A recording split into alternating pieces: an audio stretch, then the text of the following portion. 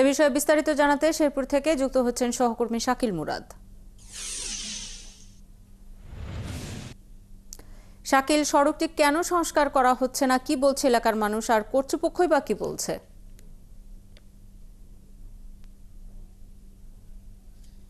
শাওন, আসলে আমরা কথা বলেছি সড়ক ও জনপথ বিভাগের সঙ্গে। তাদেরকে আমরা বারবার বলেছি যে এখন পর্যন্ত শেরপুর সীমান্তে 50 কিলোমিটার সড়ক যে খানাখন্দ অবস্থা সৃষ্টি হয়েছে, এটা সংস্কার কেন হচ্ছে না।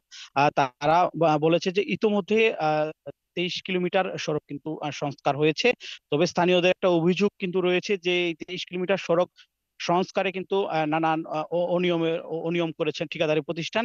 তবে সড়ক ও জনপথ বিভাগের নির্বাহী প্রকৌশলী বলছে যে কাজের মান অনুযায়ী তাদের যে ক্রাইটেরিয়া সব অনুযায়ী সব ঠিক আছে। তবে বাকি যে সড়কটি সংস্কারের কথা স্থানীয়রা বলছেন, কিন্তু এই ব্যাপারে সড়ক ও জনপথ বিভাগ আসলে উদাসীন। তারা বলছেন যে খুব দ্রুতই এই বাকি সড়ক আসলে সংস্কার করা হবে। এই এই কথাটুকু বলে আসলে দায় এড়ানোর চেষ্টা করছে। তবে আমরা দেখেছি যে শেরপুর এই যেহেতু দুটি পর্যটন কেন্দ্র রয়েছে, এই পর্যটন কেন্দ্র দুটিতে কিন্তু এই সীমান্ত সড়ক দিয়ে আসলে যাতায়াত হয়। এই সীমান্ত সড়কে এমন খানাখন্দ অবস্থা থাকার ফলে কিন্তু পর্যটকরা আসলে মুখ ফিরিয়ে নিচ্ছে। তবে আমরা কথা বলেছি সড়ক ও জনপথ বিভাগের সঙ্গে। তারা বলছে যে খুব দ্রুতই যে বাকি রাস্তাটুকু আছে সেগুলো আসলে সংস্কার করা হবে। সামনে ছিল আমার কাছে শেরপুর থেকে সর্বশেষ। খবর রাখতে থাকুন, প্রয়োজনে নিশ্চয়ই ফিরবো আবারও আপনার কাছে।